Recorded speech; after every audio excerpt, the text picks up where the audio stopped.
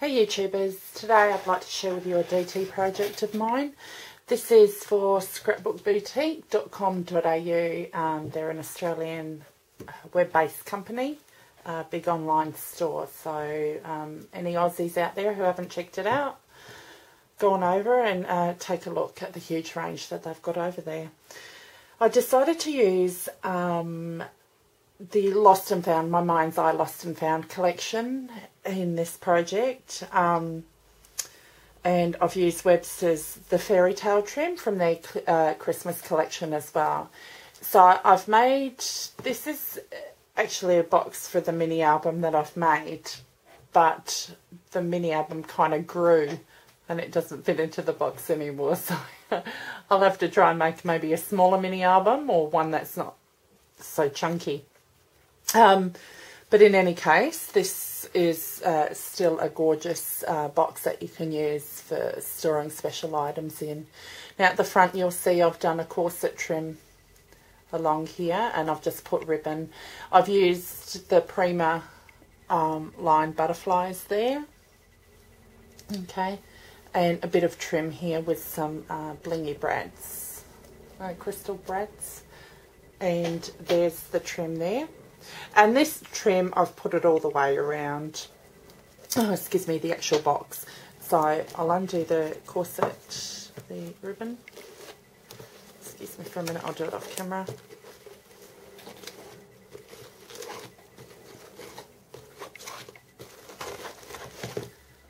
Okay, I've got all that ribbon off. And this opens up like this. And you can lay that flat as well, and I've gotten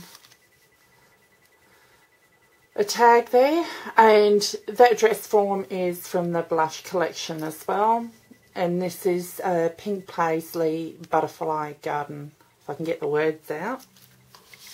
My little flower over here is Maya Road, and I got that in a swap, and I decided to put it in here because it actually fits in with the collection really well. The other side I've kept pretty basic. I'm still undecided whether I'd like to put a paper, a photo mat there, a photo, or put some more tags there. Okay, and there's the trim once again, and it goes all the way around. Sorry about the glare, guys. I've got the sun and it's been in and out, so okay. Put my tag back in. So that's my box. Okay. One more look at it. Right, then we'll move on to the album. And this is my mini album that I've made. And as you can see, it's kind of chunky. It started off well and it was fitting into the box. But you guys know that you just keep on adding and adding because there's so many gorgeous products out there. Okay. So this is the Fairy Tale trim, absolutely gorgeous, totally love this one. Okay, I've used the Prima bird, the Prima flower, some little dewdrop, or some drops here, teardrops, and I've made my own stick pins there, you can see, and they're using the Swarovski crystals in there with the spaces as well. So that turned out really nice. And I love the glitter. The only thing that I found about this collection in the 12 by 12 with the glitter, that you do lose some of it off your paper as well. Okay, now the inside of the album. Now I've used a Tim Holtz clip here, and I've just used a couple of brads from the actual collection, the blush collection, and I've pinned them through the holes and use glossy accents to stick them down with. Okay, so you've got journaling spot here, and this is from the Londonary stamp collection as well. These are gorgeous stamps. I'll show you which ones they are if you guys haven't seen them.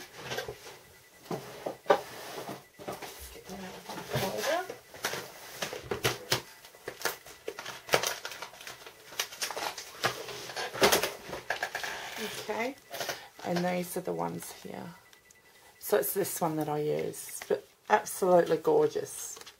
So they're the Prima Londonary stamps. Okay. Right, then I've actually made another photo mat on the side here as well. And this was actually used from another Lost and Found collection. It's not the Sunshine one, or I can't remember the name of it. I'll put it up on in the description bar. Okay. And this little pocket that opens up, and you've got another place for a photo or journaling. Okay. Going over to this side, I've made a pocket here. Okay. Is that there? And that flips open. Now on this page I've used acetate, and I distressed the edges with my Stays On brown ink, would have been. And I've used a bit of bling here, and I've coloured it in with my Copic marker. Okay, and this one's RV34. And it's a dark pink. Now, this is the one that was going to work perfect with the collection. So I used that to do my little rhinestones in. The border stamp is actually from the Pink Paisley collection as well. So it's absolutely gorgeous. Okay, so you flip it over. Then I've got a couple of butterfly punches here, and they're Martha Stewart. And all I've done is glossy accented them and put a bit of bling on there as well. And then another red dot from, okay, not sure if I've shown that one. That flips back over. Then opportunity here for photos or journaling. Okay, flip the page over. This side, open it up. I used a bit of bling here. The stamp was actually from the Londonderry collection as well. These brads here, they were from the Blush collection, and I'm really glad they put a bit of bling in there as well. This opens up here, and you've got a tag, and once again the Londonderry butterfly. Okay, and that closes up. Perfect. Lots of places here for photos as well, so which is really good. Here I've used a graphic 45 policy envelope, and I've just cut it down to size. Now I've put one of the brads on here from the collection, and I've put a little magnet inside so it closes down and holds it. This comes up from the actual ribbon, if I can get it up now. There we go. Another photo mat and journaling.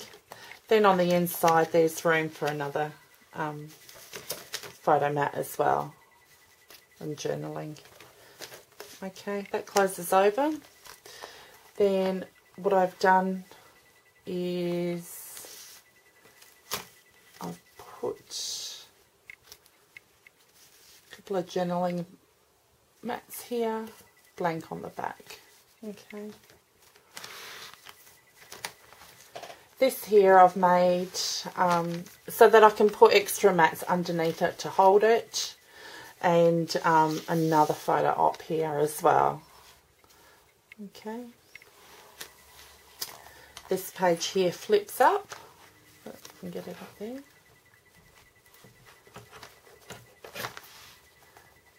So that's the front of it, and I use the Webster's trim. I had a mental blank then. The Webster's trim on here again. And this is just gorgeous trim, not to be able to put it in there anyway.